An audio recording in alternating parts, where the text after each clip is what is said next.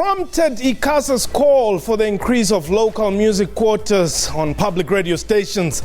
What can be made of the SABC's decision to play 90% local music in all its radio stations? Who ensures that deserving record companies and artists get needle time rights royalties? Who is mandated to ensure that locally produced music is of the highest quality? What time is it? It's question time.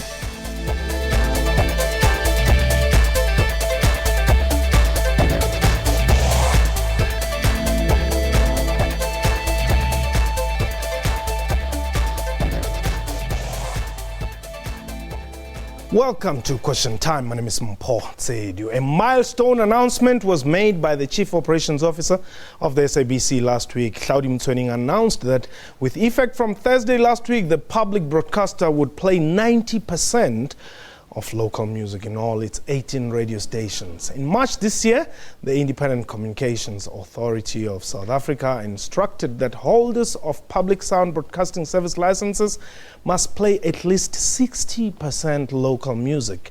The decision to increase the quota for local music on public radio stations has become a dream come true for thousands of music producers and artists. We are live. Therefore, you can call us and air your views. The numbers to dial 089-110-4210, 089-110-4210. Our Twitter handle is @QuestionTime24. My guest today, Mpho Hlahla, record company owner. Nomvuiso Batyi is a councillor at the Independent Communications Authority of South Africa, that's ICASA, and Mzwakhe Mbuli, the people's poet and musician and doing for many years. Let me welcome you all. Mzwakhe, let me just quickly start with you. Where did this struggle with the SABC and probably even other stakeholders begin? Madiba inaugurated May 1994 on the 10th. Then we were all excited as though we're now in heaven and expect honeymoon mood that things were going to change, transformation, hallelujah.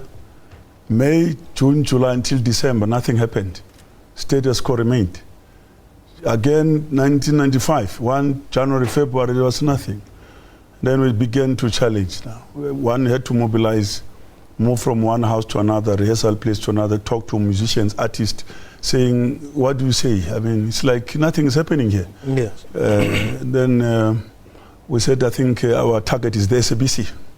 We need to tabulate the list of demands and go to the SABC and demand airplay, talk about airplay. The imbalance was too much. Foreign music, we said, you're under-partied, we understand, but now it's a democracy. We needed to be recognized. Yeah. So that is 1995 period. But it was tough here at the SABC. Police were brought in, dogs were set on artists. I remember you actually had a sit-in here. Yeah, there was even a sit-in. Later at the sit-in of the Group CEO's office, there were skirmishes, very, very bad, not just the ordinary stuff. So there was a lot of action at the SABC. We occupied the studio of 5FM or Radio 5, Metro.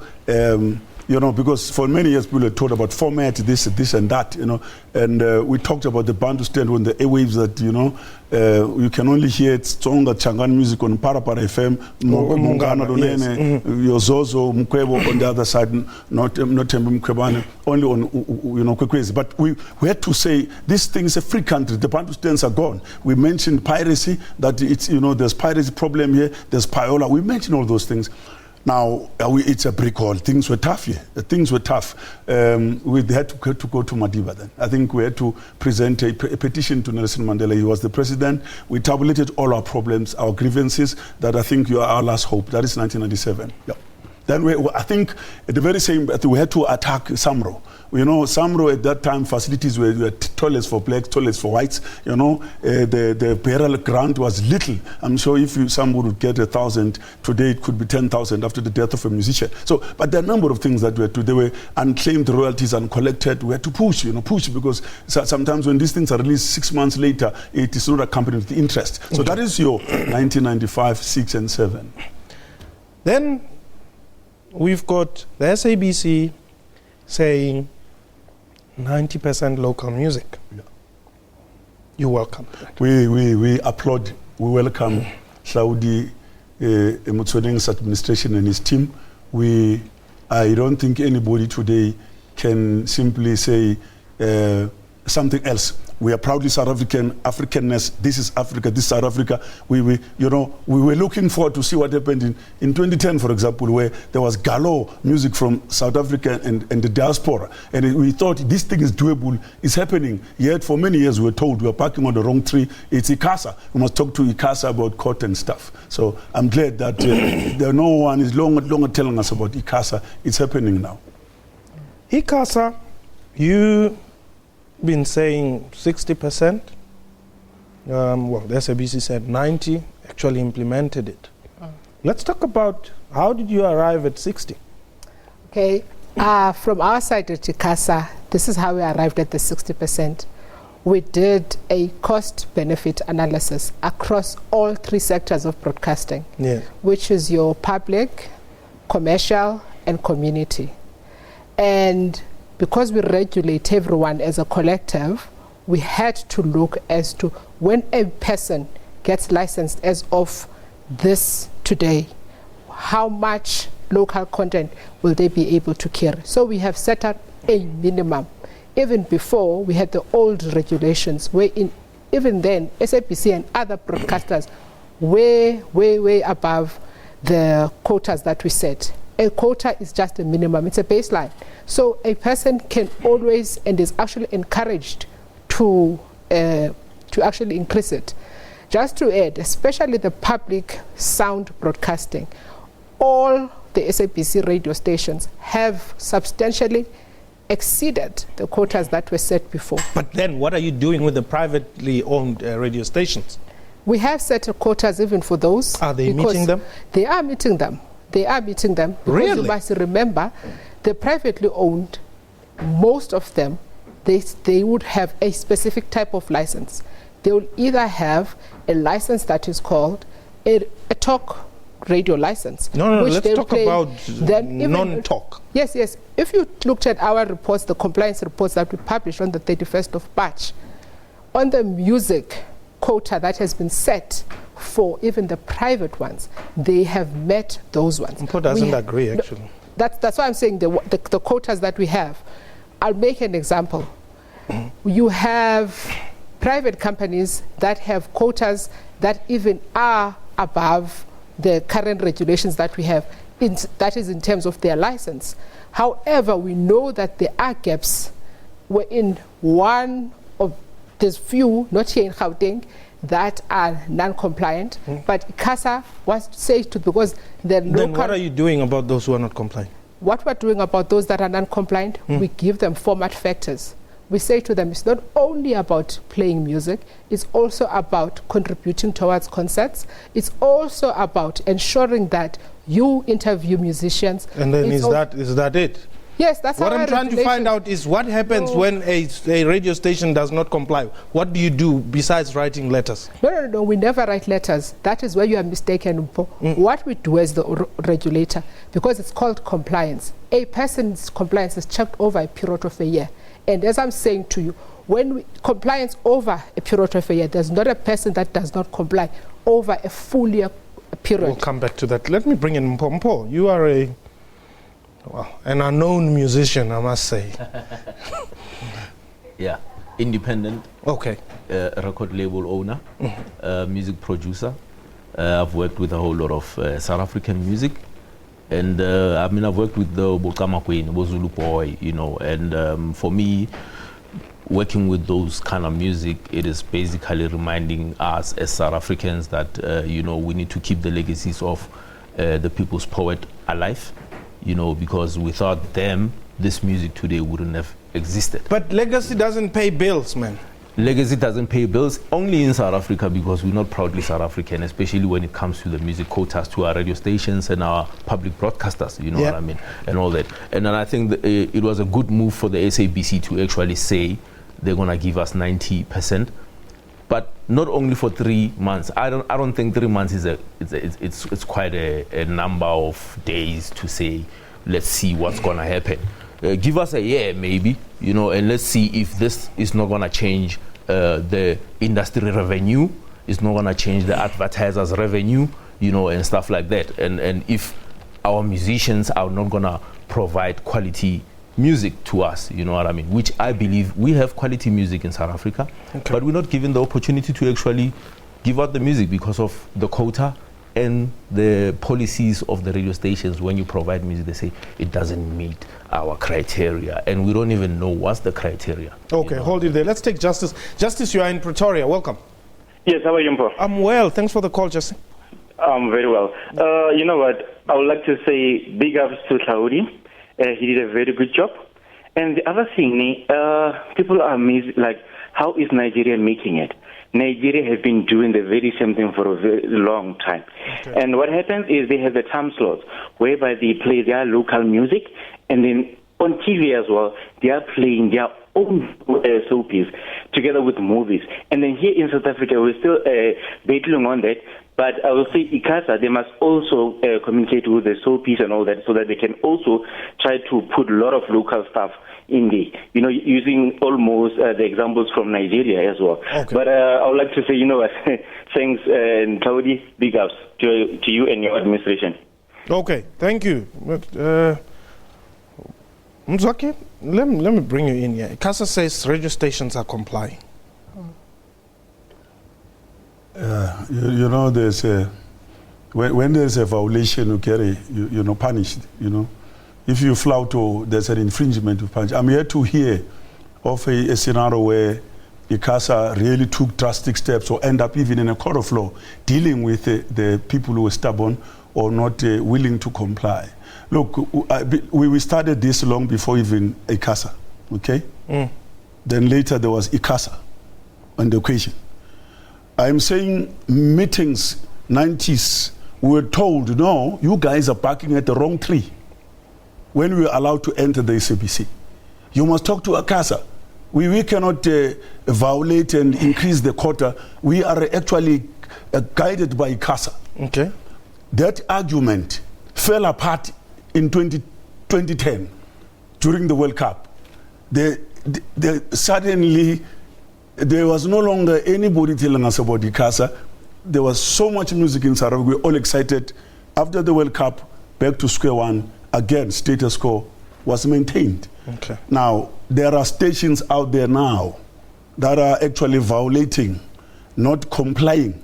Even those within the SABC. Some lied, saying, suddenly you find people on television lying, publicly saying, we've been playing this music, we've been doing this. It's utter lies, man. Okay, hold it there. Courage Mangwiro, welcome to Question Time. Thank you so much, Mpo. Thank you a million times. And let me right away thank ICASA for such a great move, really, of increasing local content when it comes to, playtime of, especially music. You see, it is a plus to the local musicians, like your People's Poet with you there, the Confidence Builder, is one of the very prominent musicians here in South Africa. And you see, I have a problem with, westernized music. If you check on our television set, the kind of music that is played and the videos that we see of naked women, parading in an African way is very disturbing. Now, with this move that is taken, our children and, generally the African child is going to be conscious of who they are through music, through poetry. You see, so it's such a brilliant move that ICASA is done there. But I have a problem with this 1 year check of compliance that they do to stations and see if they are towing the line. I don't know why they should. Why they don't reprimand stations immediately if they see that they're not playing the percentage of content that was agreed upon. They should be reprimanded immediately so that they don't stop it. I mean, if they give them a blank check for a year. Okay. All right. Thank you, Courage. Okay. I want to put it on record that different radio stations have specific formats that they play. Yeah. And because of that, a radio station will be meeting the South African music content. But you'll find that during the year that they are not playing the format that they are licensed to play. And this is very important as a distinguisher from the side of the authority. And we say then to that licensee, look, we see that you're playing South African music, but you said your genre is this as per your license. Kindly go back and look for musicians that are playing this music. We say you have a year, because it is over a period of a year that we can check for compliance. But the person will play the music that they like. Say, for instance, someone is licensed to play adult contemporary music, and you find them playing Kwaito music, which is South African music, but it's not the genre that they were licensed for. So as the authority, that's why I'm saying, when you're looking at the South African music, a lot of radio stations are playing South African music, and lots of them are exceeding the quota. However, the problem that we have is the specific format that a radio station is licensed to play. But what are you that's doing why I'm saying, about that? That's what I'm saying to you. Then someone will say to us, which is the part that I'm saying we engage with the cost-benefit analysis. And then the person will say to them, look for the musicians, the type of formats that you are supposed to play on your radio station. You can't be playing the same musician that you were playing for the last how many months. Show us proof. We have one instance that will say to the person, go back and look. And the person came back and says, this is the type of music that I found. Now this is what I'll be doing moving forward. And that person currently is compliant over a period of a year. Okay. You can't therefore wait for Mimpo. You can't therefore that a person hasn't played a specific genre of music within a specific period. Let's say 3 months, people are already complaining to you because, no, this person is not playing that type of music. As a role of the regulator, we actually, when we check, we say, this is your music, are you playing it? And is it local? Is it your specific genre? And I'm saying the non-compliance mostly happens in the community sector. It hardly happens in the commercial sector. Since I've been at ICASA, it hasn't happened. I wasn't there in 1996. I cannot speak about that. Francois, you're in the Eastern Cape. Welcome. Good evening, Paul, and also your guest in the studio. Yes, good evening, Francois. Paul, it is question time, and question time requires, answers and demand answers from all corners, and they must come. Just a quick one. Yes. Though everybody is in a hype, and congratulating the COO and that, to me, is when you make these decisions, you got to be very cautious. Yes. To take such drastic decisions and implement them immediately.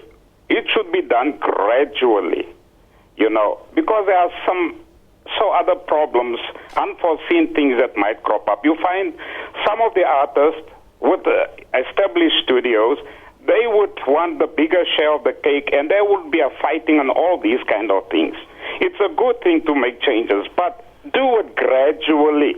Okay. And that is my advice.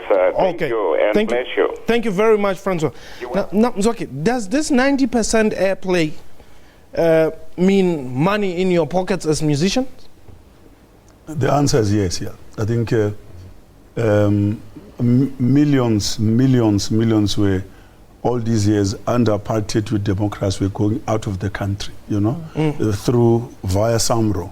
And what is very sad also is that Dollar Brand ended up playing overseas.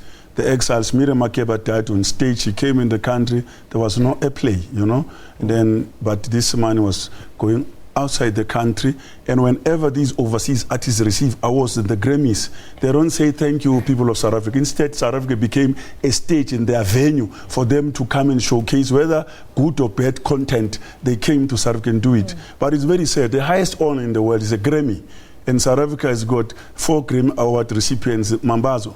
You don't hear them. You can only hear them on Ukozi FM early hours in the morning on a Saturday. It's very sad. So, yes, this will be money that will develop artists. People, I heard other people are saying they are going to go back and record now because they know it will be, royalties will be guaranteed. Because Human Sikela said the other day, he was telling the truth, that under apartheid, musicians used to get huge royalties, but under a democracy, zilch, it's a contrary, it's irony. So I'm saying it's money for artists out there and their families. They will pay tax and feed their and take their kids to school, facilities and stuff. Archie, you are in Welcome. How are you? I'm well. Thanks for the call, Archie. Good day to all of you. I think firstly, Mpo, you are being unnecessarily harsh on ICASA because now you don't disturb others. But immediately the lady comes on, you just interject. Please, she's just a messenger. We will pass.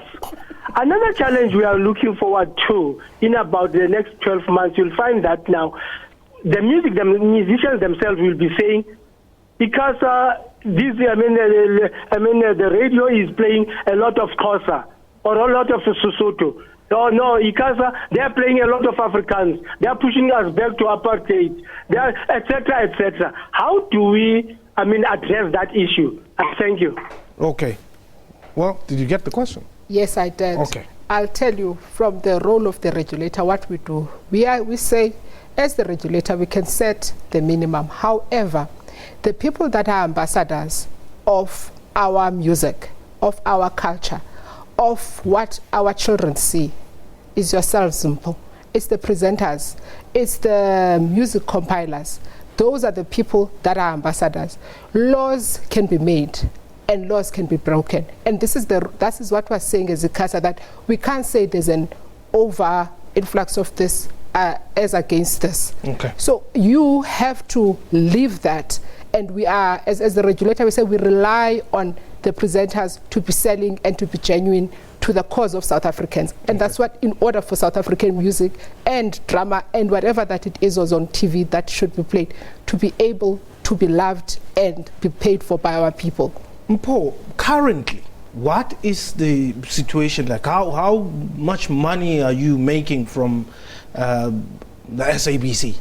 Barely survive, man, barely. It's like, it's so difficult with the quota system and everything. But I'm sure with the 90%, it can give me an opportunity to develop new artists, give entrepreneurship to new artists, and then develop them, whether they are doing mambazo music or they are doing skatamia or they are doing maskandi, all that. I can't tap into that kind of music because I'm afraid that it's not going to be played anywhere because it's not sort of commercial enough compared to the American stuff that we get fed by our public broadcasters, on everyday basis. So if a young person who's 14 years old or 15 or 20 years old and he does maskandi and he comes to me and says, Mpoza, you own a record company, I would like to sign to you. And I say to the person, wait, I want to you know what I mean? So it means that I don't have money in my pocket. Him as an entrepreneur, as a business person, as an artist, he doesn't have money in his pocket. So obviously, if this quota system grows and it gives opportunity to the South African music industry, it will definitely give an opportunity to development. You know what I mean? And I'm sure even ICASA can, squeeze in a little bit of 10% or 20% nyana so that we can get a little bit of money and we bring up a lot of independent record companies. And remember, South Africa doesn't have its own record companies except independent record companies. All right. Let's take a look at some of our tweets here. Slow Mzabele says, please define local content. South Africa is in SADC and in Africa. There are those neighbors like Swaziland and Lesotho who are local. Okay, yeah, that's a very good question. Sfiso Ngubani, I just wish to know what have we been doing with our music. We need to African first and be South Africans. Long live Hlaudi. Okay.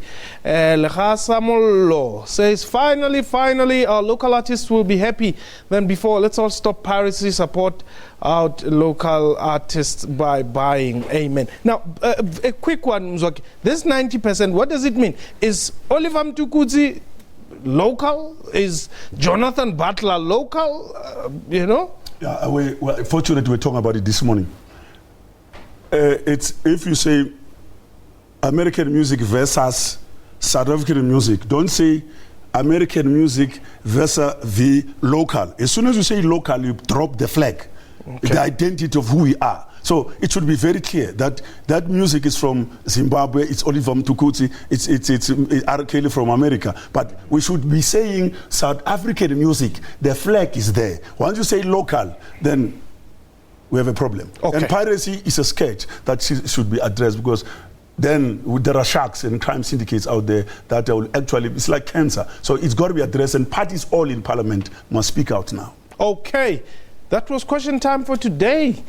A big thank you to my guests and to you for watching the show. From me and the crew, you have yourself a wonderful time. Goodbye.